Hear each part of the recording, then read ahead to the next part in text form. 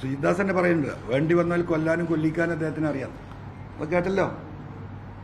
അതുമായി ബന്ധപ്പെട്ട് ഒന്ന് രണ്ട് കാര്യങ്ങൾ ഞാൻ സൂചിപ്പിച്ചിരുന്നു. അതിൽ പ്രധാനമായി ഞാൻ സൂചിപ്പിച്ചിരുന്ന എടവണ്ണ കേസായിരുന്നു. എടവണ്ണയിൽ നിദാൻ എന്ന് പറയുന്ന ഒരു ചെറുപ്പക്കാരൻ തലക്ക് വെടിയേറ്റ് മരണപ്പെട്ട ഒരു സംഭവം ഏകദേശം 1.5 വർഷം മുമ്പാന്ന് തോന്നുന്നു എനിക്കുണ്ട്. എൻ്റെ നാട്ടിൽ, എൻ്റെ അടുത്താണോ 1-2 കിലോമീറ്റർ. അന്നേ ഇതിൻ്റെ ദുരൂഹതകൾ നമ്മളിങ്ങനെ കേൾക്കാറുണ്ടായിരുന്നു. അപ്പോൾ കഴിഞ്ഞൊരു ഈ പറഞ്ഞ പോലെ ഈ അന്വേഷണത്തിൻ്റെ ഭാഗമായി ഈ വിഷയത്തിലേക്ക് ഇറങ്ങിയപ്പോൾ അതിൻ്റെയൊക്കെ പിന്നിൽ നമ്മൾ പോയിരുന്നു. അപ്പോൾ നിങ്ങൾ ശ്രദ്ധിച്ച് കേട്ടോ, ആ മരിച്ച റിദാൻ്റെ ഭാര്യയെയും കുടുംബത്തെയും ഇന്നലെ ഞാൻ കണ്ടിരുന്നു. വിശദമായി ആ കുട്ടിയോട് ഈ കാര്യങ്ങൾ വിളിച്ചന്വേഷിച്ചു, ചോദിച്ചു. ആ കുട്ടി പറയുന്നു, ഇപ്പോൾ ആ കേസിൽ ബുക്ക് ചെയ്തിട്ടുള്ള പ്രതിയായി ഇവർ കുറ്റപത്രം കൊടുത്തിട്ടുള്ള ഷാൻ ഒരിക്കലും അത് ചെയ്യൂല. എൻ്റെ ഭർത്താവിൻ്റെ ഏറ്റവും അടുത്ത ഫ്രണ്ടാണ്, അവരത്രയും സ്നേഹത്തിലാണ്. ഒരു കാരണവശാലും എനിക്ക് ചെയ്യാൻ കഴിയില്ല. കേസിൽ ബുക്ക് ചെയ്യപ്പെട്ട കുടുംബം, അവൻ്റെ പേര് ഷാനാണ് ഇതിലെ പ്രതി, അവരുമായി ബന്ധപ്പെട്ടു എന്നനുസരിച്ച് അവർ തീർത്തും പറയുന്നു ആ കാര്യം ഈ ഷാൻ ചെയ്തിട്ടേ ഇല്ല. അപ്പം പിന്നെ എങ്ങനെ ഷാൻ പ്രതിയാക്കപ്പെട്ടു? ഈ പെൺകുട്ടിയോട് ഈ മരണം നടന്ന് പിറ്റേൻ്റെ പിറ്റേ ദിവസം പോലീസ് വളരെ മോശമായിട്ടാണ് പെരുമാറിയിട്ടുള്ളത്. മരിച്ച റിദാൻ ഫാസിലിൻ്റെ ഭാര്യ അവരിപ്പോഴും ജീവിച്ചിരിപ്പുണ്ട്. ഒരു ഘട്ടത്തിൽ നിങ്ങളുടെ മുന്നിൽ വരും. അവരെ കൊണ്ട് എന്താ പറയിപ്പിക്കാൻ നോക്കിയെന്നറിയാം. ഈ കൊന്നു എന്ന് പറയപ്പെടുന്ന ഈ വ്യക്തിയുമായി, ഷാനുമായി അവർക്ക് അവിഹിത ബന്ധമുണ്ടായിരുന്നു എന്നവർ സമ്മതിച്ചു കൊടുക്കണം. ആ അവിഹിത ബന്ധത്തിൻ്റെ ഭാഗമായി അവളുമായി ഒരുമിച്ച് ജീവിക്കാൻ അവരുടെ ഭർത്താവിനെ അവരുടെ കാമുകൻ ആണ് എന്ന് ഇവർ പറയുന്ന ഈ ഷാൻ വെടിവെച്ച് വന്നാണ്.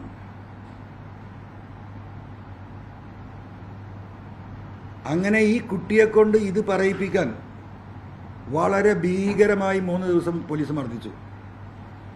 കുട്ടിയെ നിങ്ങൾ വെളിച്ചം കാണില്ല, നീ സെൻട്രൽ ജയിലിലേക്കാണ് ഇവിടുന്ന് പോകുന്നത്, നീ അത് സമ്മതിച്ചാൽ നിന്നെ ഞങ്ങൾ രക്ഷപ്പെടുത്താൻ നോക്കാം, അതുകൊണ്ട് നീ അത് സമ്മതിക്കണം, ഞാൻ ജയിലിലേക്ക് പോയിക്കോളാമെന്ന് പറഞ്ഞു ആ കുട്ടി. അങ്ങനെ അത് അവർ സമ്മതിച്ചു കൊടുക്കാത്തതുകൊണ്ട് വേറൊരു വൈരാഗ്യം ഉണ്ടാക്കി. ഒരു സ്റ്റോറി, ഓൾ ബിൽറ്റപ്പ് സ്റ്റോറി എൻ്റെ കയ്യിലുണ്ട്. ഞാൻ ആ ഫുൾ ഫയലെടുത്ത് ആ കേസ് പഠിച്ചതാണ്. ഒക്കെ കുക്കപ്പ് സ്റ്റോറിയാണ്.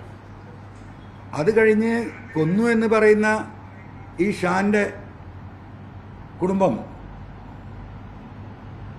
ആ പയ്യനെ 3.5 ദിവസം കഴിഞ്ഞിട്ടാണ് പ്രതിയെ അറസ്റ്റ് ചെയ്തു എന്ന റിപ്പോർട്ട് വരുന്നത്. എനിക്ക് ഓർമ്മയുണ്ട്. 3.5 ദിവസം, ഈ സംഭവം നടന്ന 3.5 ദിവസം പോലീസ് കസ്റ്റഡിയിൽ അതിമൃഗീയമായി വർദ്ധിച്ച് ഈ പറഞ്ഞതുപോലെ ഇവളുമായി ബന്ധമുണ്ട്, അവിധ ബന്ധമുണ്ട് എന്ന് സമ്മതിപ്പിക്കാനുള്ള വലിയ ശ്രമം നടത്തി. അവനും അത് സമ്മതിച്ചില്ല. പിന്നീട് ഈ മരിച്ച റിദാനുമായിട്ട് വേറെ ചില വൈരാഗ്യങ്ങൾ ഉണ്ടായിരുന്നു എന്നതിപ്പോൾ വിശദീകരിക്കാൻ കഴിയില്ല. ഇപ്പം തെളിവിലേക്ക് വരുന്ന കാര്യങ്ങളാണ്. അങ്ങനെ ഒരു കുക്കപ്പ് സ്റ്റോറി ഉണ്ടാക്കി ആ വൈരാഗ്യത്തിനാണ് ഇവനെ കൊന്നത് എന്ന് പറഞ്ഞിട്ട് കേസ് അവിടെ ബ്രേക്ക് ചെയ്യണം. ഈ സംഭവം നടന്നു. ഈ പറയുന്ന ഷാൻ തന്നെയാണ് ഈ മരിച്ച റിദാന് 7 മണിക്ക് അവർ ഒരുമിച്ച്, അതാണ് ആകെ തെളിവ്, വൈകുന്നേരം 7 മണിക്ക് ഇവർ ഒരുമിച്ച് ഇറങ്ങി എന്നുള്ളത്. അതുമെന്ന് അങ്ങോട്ട് സ്റ്റോറി കുക്ക് ചെയ്യുക. ഒരുമിച്ച് പോയി എന്നുള്ളത് ശരിയാണ്. അവർ ചായ കുടിച്ചു.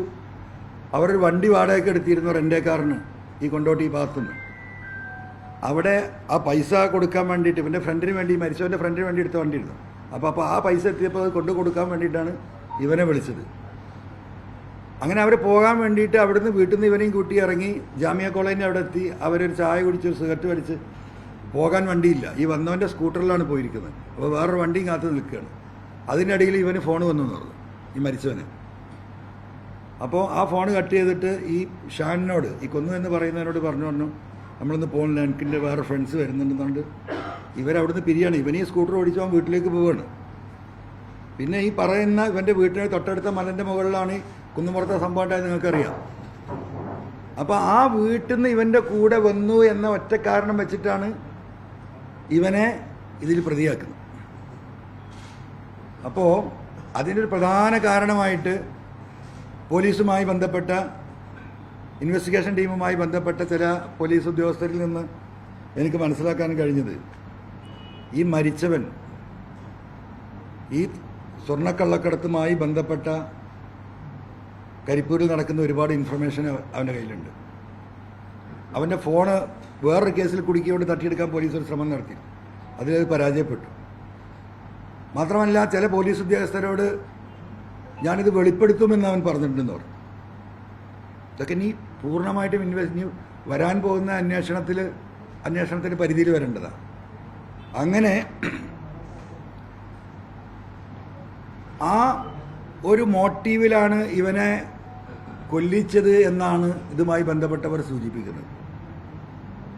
കാരണം അത് വരുന്നത് സുജിത്ദാസിൻ്റെ അടുത്തേക്കാണ്. അപ്പോൾ ആര് കൊന്നു, എങ്ങനെ കൊന്നു, പിന്നെ ഈ സംഭവം കഴിഞ്ഞ ഉടനെ അന്ന് വൈകുന്നേരം തൊട്ട് ഈ പറയുന്ന കൊന്നു എന്ന് പറയുന്ന വ്യക്തിയുടെ വീടും നാടും ഓഫീസും അവനുമായി ബന്ധപ്പെട്ട സ്ഥലങ്ങൾ മുഴുവൻ പോലീസ് അരിച്ചു പെറുക്കിയിട്ടുണ്ട്.